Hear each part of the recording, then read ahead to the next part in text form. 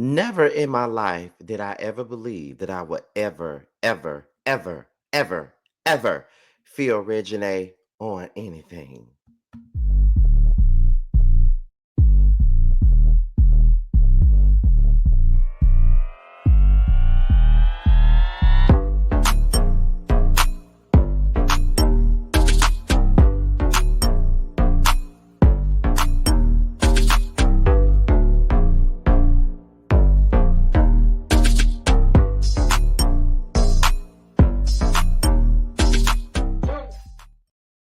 And what's going on, you guys? What's going on? This be your boy Scotty by Nature TV, and we're here for a brand new review of Toya and Reginae season two, episodes 2 and 3. What is going on, you guys? I hope you guys are having a good one today. Today is Saturday, and I'm already having a good day. I haven't even started my day yet, but I am having a good day. The kickoff to my birthday was last night, and it was lit. Okay, I'm trying to salvage the little voice that I got. Because there was a lot of singing, a lot of screaming, a lot of partying, a lot of strippers, a lot of everything last night. So we all had a great time last night. So just about everybody that I asked to come was there. You know, it was maybe about 4 or 5 people that wasn't there last night, but for the most part, it was a full house up in here. We had a great time last night. If y'all seen the pictures or the Insta stories and whatever or the lives, then you know that we had us a great time last night. Okay, that's all that really matters. And the fun continues tonight. Okay, that's why I'm up doing this review right now because this is gonna be the only video that y'all get today. So it is what it is. But anyway, y'all. So with that being stated, before we get into anything, let me let you guys know that the voting process for the Boss Babe Awards has started. Okay, just know that it has started. So be sure to vote for me. You're as your Boss Babe Content Creator of the Year. This is my fifth nomination. I've won twice already, but this is my fifth nomination. This is the only nomination that I got this year. So be sure to vote for me, honey. Be sure to vote for me for Content Creator of the Year. The link is in the description box as well as in the comment section pinned. So make sure you guys vote. Make sure you guys vote. Make sure you guys vote. We gonna promote this shit every single day because we want to win this year. We ain't win last year, but we want to win this year. So make sure you guys vote and do everything that you can. Like I said, the link is in the description box and it's also in the comment section as well. Okay. So, with that being said, that's pretty much all that we got. So, we're going to go ahead and get into the review. But, like I said, this is episodes 2 and 3 out. Now, we're still at Walter's coming home get together at the park. And when Casey comes, you know, he hugs Toya, but Toya kind of brushes him off like she really don't have much to say, you know, but she kind of brushed him off a little bit. Toya is very disappointed and emotional about Anita's unhinged behavior. And I kind of understood where Toya was coming from, to be quite honest, because I just didn't understand why Anita was acting the way that she fucking was. I'm like, girl, what is the fucking point of you doing that? Like, why are you acting like that? Why are you doing all that? Why are you trying all that? Why are you, doing the absolute most? Like, I don't understand it. Like, it didn't make any sense. And I understood why Toya was antsy and she was a little bit jumpy because she knows the situations that her mother has been through. She knows that, her mother has gone through a whole lot of shit, especially with like drugs and stuff. So anytime she sees her mother off or acting unhinged, then of course she's gonna feel like, okay, something ain't right here. Something is not right, and we really need to figure that out because something not right about the situation. So I understand.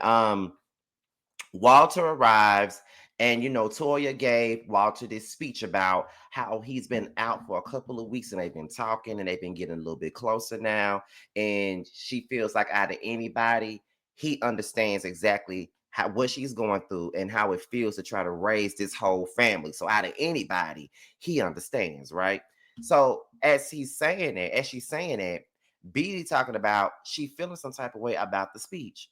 And I don't know if I'm just a little insensitive or something, but what the fuck was wrong with her speech?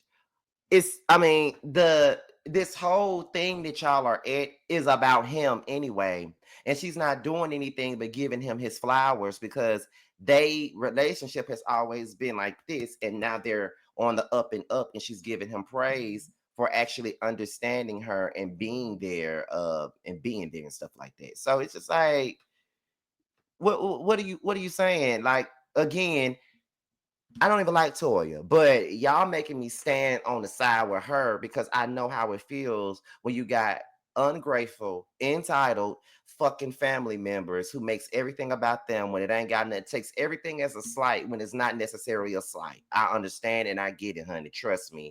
After the speech, Toya starts breaking down to Walter about everything that she's been going through, and they started talking about Casey and her relationship with Casey and how she's not really fucking with him right now, and how she really don't see the need to fuck with him at this particular moment. And to be honest, there have been times where I have understood Casey's methods of madness. I've definitely understood that. And I've always wanted to defend him on a lot of stuff. But Casey does act out irrationally, and it makes and he probably has a point, but it gets lost in the sauce due to the fact that he don't know how to fucking act. And it's really ridiculous that you don't know how to fucking act. Like, for real. Like, seriously. Like, what the fuck is wrong with you, bruh? I'm just saying. Um, Casey talks about his son, and he got a 13-year-old son. He doesn't really get to see his son often, and he wants to be in his life. And Walter confronts Casey about everything that he's been dealing with, everything that he's been doing to Toya, and how he needs to fix this stuff. And then Casey started saying, like, I got me a son that doesn't really respect me. And then Walter said, well, he doesn't respect you because you're not around like that. Like, how is he supposed to respect you? And then all he knows is that you're his father. Like, that's the only thing that he knows. He really don't know nothing else. So how is he supposed to respect you? And that's just the basis of the situation. I understand, like, Walter is giving nothing but real talk to Casey, because I feel like Casey has an uncomfortable stance when it comes down to the truth, and he's also allergic allergic with accountability. That's what it is. So that's just what I think about the situation. Um, but yeah, you got to understand, just because you're my parent, that doesn't mean that that don't mean that you gotta I owe you any respect. Like, you ain't gave me no reason to really be giving you no respect. Like, Casey is not a respectable type of man anyway, and that might be another reason why he don't have no respect for you. And we don't really know the gist of the situation with you and Gabby, your baby mama, because when Walter was trying to get y'all to the top, Gabby didn't even want to talk to you. So it could be a mixture of he don't know you like that because you ain't been around, and it could also be, well, you disrespected my mama in the motherfucking past, and that's why I don't rock with you like that. That's why I don't fuck with you like that, because of the way that you treated my mama in the goddamn past. That's the reason why. That's what I'm taking from it. So it is what it is, honey. Okay. Now, Reginae, she meets with this director named Bentley Evans. Reginae is out here trying to get her acting career going on. He's worked on Martin and other shows. I think he said his daughter wrote for the Proud Family. And, she was just doing a lot of improv and, all that other stuff. And to be honest, like, as much as I've said a lot of bullshit about Reginae in the past, because when she was on Growing Up Hip Hop Atlanta, I did not like her ass at all. I thought she was rude, spoiled, and entitled. That's exactly what I thought she was. But in the grand scheme of things, though, I just personally think that I really hope that she makes it. I really want her to. And I think that she got the chops to do so. Just looking at that improv that she was doing, I'm like, okay, she ain't half bad. So I really want to see her do her thing and really make it. Toya and Red, they got this whole gym that they got. And Toya feels like it's a smaller space and they need to expand. But Red is not necessarily ready to expand. He really don't really want to expand at all. Like, he really don't want to. He feels like there's really no need for him to, expand anything. Like, he's fine with it being the way that it is. And then Danielle, Drea Nicole, Georgia Prune, and Moneta, my girl. Moneta. Hey, girl. They all arrive and they talk about the gym. You know, Toya's still pushing this whole rhetoric about they need a bigger space, knowing that Red really don't want the bigger space, but she's still pushing it. And then Toya started talking about Anita's recent behavior and how it's really making her frantic and she doesn't really know what to say or do about said situation. So she's just sitting back waiting to see what's going to happen. And then in interim, Danielle feels like Beatty still ain't told Toya about her relationship with Mel. And she feels like if Toya finds out, it's only going to make her and Beatty take 10 steps back. They already been working on their relationship because they haven't always been close. But with her keeping secrets from Toya is only going to make it go back. So then Beatty and Mel, they working out together. And then they start talking about the incident that happened last year when Mel came to Anita's birthday party. And you know, Toya, Reginae, they got up in her face and was ready to box with her, right? So Mel said that she felt ambushed by them and she really felt like Beatty really didn't have her back like she wanted her to.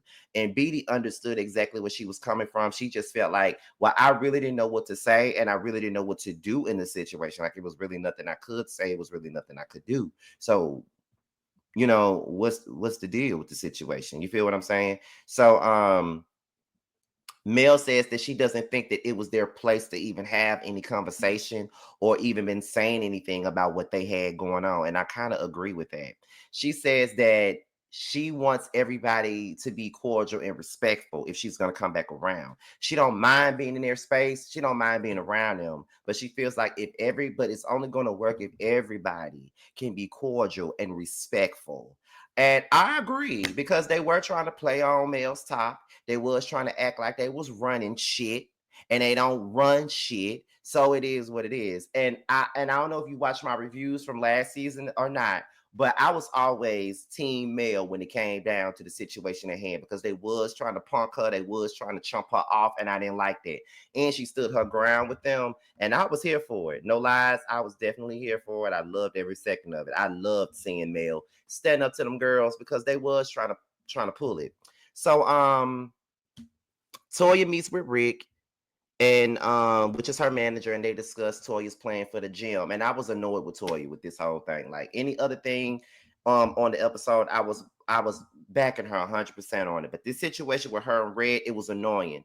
The man told you he's not ready to expand. So why are you constantly pushing it? You thinking that because you're gonna get this building, that's gonna make him change his mind and be down with the shit? Absolutely not. And Rick told you you need to talk to Red. I ain't gotta talk to him. Yes, the fuck you do. Yes, the fuck you do, Toya. But okay, girl, whatever. Okay. So next up, Reginae, she meets up with her daddy. And when I tell you Reginae look just like her resume, look just like her motherfucking daddy. Okay, look just like her daddy. But it was cool seeing this father-daughter relationship and on air, and you could tell that they're very close. Reginae was basically saying that, what, my mama came and they was basically saying that, I'm spending too much money. And Wayne said, well, I ain't gonna lie, I'm looking at you. And I'm like, she just like her dad is spending everything she got. Then they started laughing. And so she said that she's torn between LA and Atlanta. LA is high. You know what I mean? LA is very expensive, but Atlanta is not as expensive. And she has way more connects, way more opportunities here in Atlanta than she does out there in LA. But things are starting to work in LA like it did in Atlanta. So she's kind of torn with that situation. And I get it. I get why she could be a little bit torn. You know what I mean? Like I understand. So what was I finna say? Okay. So after that, they was basically talking about her, her acting career and stuff like that, and how she's pretty much ready to get it going and she wants to get it popping with the acting, right? And so, Wayne is all supportive, as he should be, and that's it. So then Toya and Reginae says she's still stuck between LA and Atlanta. And Toya was like, girl, you want to come back here and be with us in Atlanta. So then Toya fills in Reginae on Anita's behavior. And Reginae says, sometimes I think you guys forget that Anita is y'all's mama. Y'all act like y'all are her parents and stuff like that. And she feels like her grandmother is guarded due to, she doesn't feel comfortable enough to express her feelings and her thoughts, probably due to their, reactions to things. And I kind of agree with Reginae. I have been agreeing with Reginae on a lot of stuff this episode, but I kind of agree with her on the situation. I think that she's not comfortable speaking her truth and speaking how she feels, because it's always going to look like she's on some funny shit all the time. It's going to always look that way. So at the end of the day, she really don't know what to say or what to do about it. It's just like, well, what can I do? What can I say? You feel what I'm saying? um Let me see. They talk about Casey, and Toy pretty much said, I love Casey to death, but I don't like him. That was some of the realest words spoken, because that's how I feel about like two of my siblings. It's like, I love y'all, but I don't like y'all. Like, you can love them, you can love a motherfucker all day, you can love them down, but not like them as a person, like not like their ways, not like the things that they do. You know what I mean? And it's sometimes it's hard when you get to that place. Like, I love you, but I don't like you. I love you, but I got to keep you over there because I already don't like you as a person. So it's never going to work out over here if we're in the same space. And sometimes you need that distance from said sibling that you don't like. It's best that you have that. So Anita, Casey, Walter, Beatty, and Mel, they all go out to eat.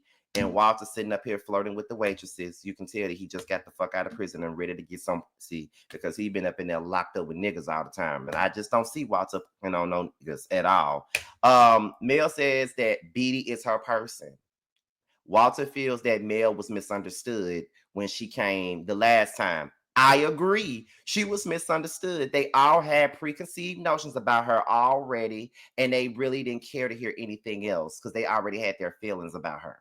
Um, Beatty says that Toya doesn't know that she's back with Mel, and Mel does not mind meeting with Toya at all. Then Casey says, well, just join the club because Toya beefing with me too. And then Walter says, she not beefing with you. It's just that you did some shit, and you know what I mean? That's why she mad with you, because of your own actions. And that is true. She's mad with you because you showed the fuck out when you wasn't supposed to show the fuck out. You embarrassed her, and you keep embarrassing her. And not only that, it's bitch this, bitch that, fuck you, bitch, all this other stuff.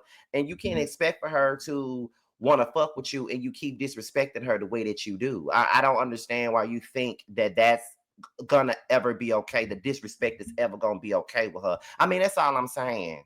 That's all I'm saying.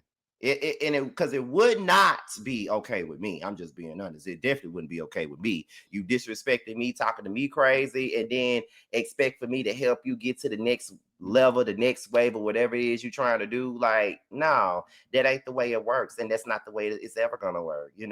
People really got to figure out things and just figure out how they're gonna act moving forward. You know what I mean? Like, I just don't understand why people think that they can treat people any kind of ways or any certain type of way and then think that things are supposed to go the way that they want it to go, or you're supposed to get whatever you need from the situation. Absolutely not. That's just not the way it goes. So nah.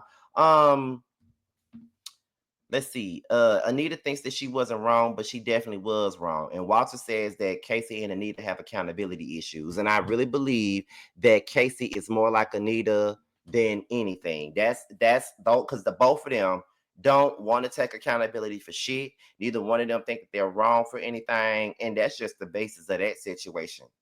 Period. They don't think that they don't think that they're wrong about nothing. Toya, she surprises Red with the space, and Red is pissed. Next thing you know, Red is still mad with Toya. Toya tells Danielle that she signed the lease without him knowing, and Red's business partner said that it wasn't a bad thing. Danielle says, you don't think that that's wrong, and you don't think that that's selfish. And Toya was like, well, I don't think that is wrong. I feel like it's something for us to build on.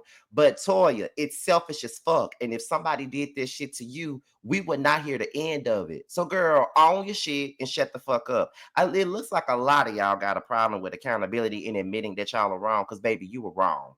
Um, getting into Reginae and Beatty, they discussed Toya and and Anita's issues, right?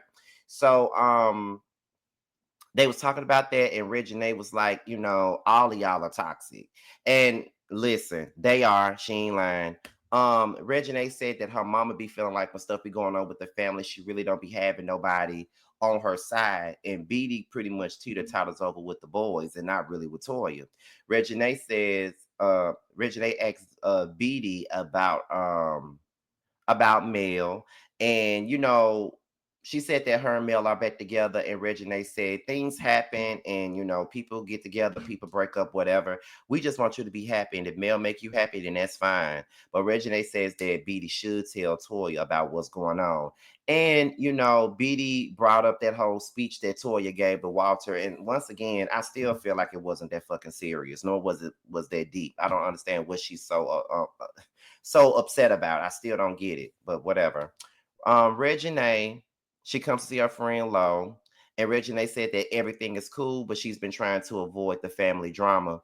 And listen, like I said, I was on Reginae's side. Like we into episode 3 now, but I've been on Reginae's side for a lot of the stuff, especially when it comes down to talking about the family drama aspect and the family dynamics and seeing how everybody don't get along and seeing how shit be going the way that it goes because no one has any kind of responsibility or understanding about anything. No one cares. So it's just like whatever. Um and plus, she's way up in LA. So by her not being in Atlanta, she ain't got to be in the midst of none. So Red continues to give Toya the cold shoulder, but Toya then apologizes to Red. Toya wants to do a family reunion, and Red says that Toya needs to talk to Casey before they start doing this shit. And I agree. Because he said, y'all not speaking while we riding down to New Orleans is gonna be weird. So then Toya talks to her father about the family reunion. The daddy got 17 children, okay? And she tells him that she's not talking to Casey, but he wants them to talk.